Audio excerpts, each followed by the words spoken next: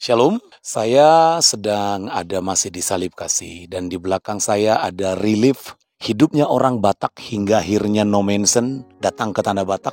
Orang Batak jadi maju, orang Batak jadi punya gereja, orang Batak jadi berpendidikan. Saya ingin sharing tentang satu hal. Ada satu lagu Kidung Jemaat berkata begini, "Janganlah Tuhan lalui, berilah berkat-Mu." Saya berpikir tentang kata janganlah Tuhan lalui, berarti ada orang yang Tuhan lalui begitu. Kesimpulan saya Bapak Ibu, manusia itu kelihatannya hanya ada dua.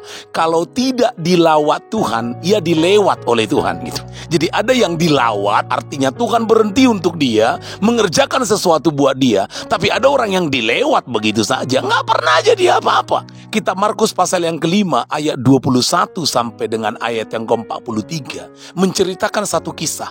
Ada seorang pria yang bernama Yairus. Dia datang khusus menjumpai Kristus dan berkata, "Yesus, anakku sakit, tolong kau datang sembuhkan anakku itu. Ayo datang ke rumahku." Dan sangat menarik, Yesus ikut. Hanya yang unik adalah, ini kata Alkitab, dalam perjalanan Yesus ke sana ke rumah Yairus, di tengah jalan ada seorang wanita yang menghentikan perjalanannya. Bahasa yang lain Bapak Ibu, tidak ada agenda untuk perempuan ini, tapi Yesus berhenti untuk dia. Siapakah dia? Alkitab berkata seorang wanita yang mengalami sakit pendarahan selama 12 tahun. Sakit pendarahan itu biasa. Setiap wanita yang sudah mulai akil balik akan mengalami setiap bulan pendarahan. Tetapi kalau sampai 12 tahun pendarahannya tidak berhenti, ini menjadi tidak normal, bukan? Ada berapa banyak orang yang sekarang mengalami ketidaknormalan, kira-kira begitu. Keluarganya menjadi tidak normal, kondisi keuangannya menjadi tidak normal, kehidupannya menjadi tidak normal, kesehatannya menjadi tidak normal. Itu artinya semua orang bisa mengalami itu. Pertanyaannya adalah, apakah wanita ini tidak mencari pertolongan? Alkitabku dan Alkitabmu berkata, dia sudah berobat kemana-mana. Segala upaya sudah dia buat, sampai semua yang dia punya habis. Tetapi keadaannya tidak makin baik. Saya simpulkan Bapak Ibu, selama manusia yang menolong kita, hasilnya terbatas.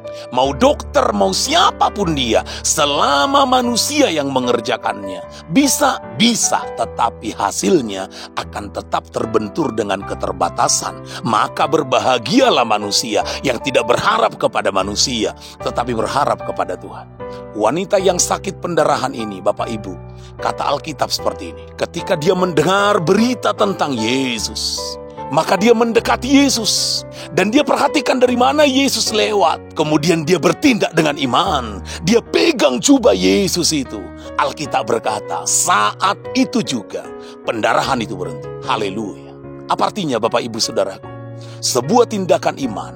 Ada banyak orang yang sedang dilewati oleh Yesus. Yesus punya agenda ke rumah Yairus. Tapi ada seorang perempuan yang menghentikan agendanya. Perempuan itu tidak mau dilewat oleh Yesus. Dia kepingin dilawat oleh Yesus.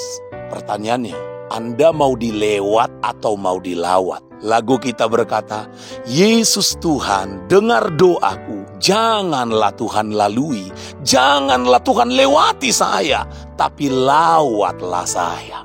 Itu menjadi hal yang indah. Tapi pertanyaannya, apa yang membuat Kristus melawat dia, berhenti untuk dia? Setidaknya ada beberapa hal yang penting. Alkitab berkata yang pertama, wanita ini sudah mendengar berita-berita tentang Yesus. Kalau engkau kepingin Tuhan melawatmu, engkau perlu mendengar. Karena kalau kau tidak mendengar, Bapak Ibu Saudaraku, bagaimana mungkin? Paulus berkata dalam kitab Roma, iman timbul dari pendengaran, pendengaran akan firman Tuhan. Tapi kalau kau tidak mau mendengar berita tentang Yesus, bagaimana imanmu timbul? Kalau engkau menutup telingamu dari ibadah, dari pemberitaan firman, bagaimana imanmu akan timbul?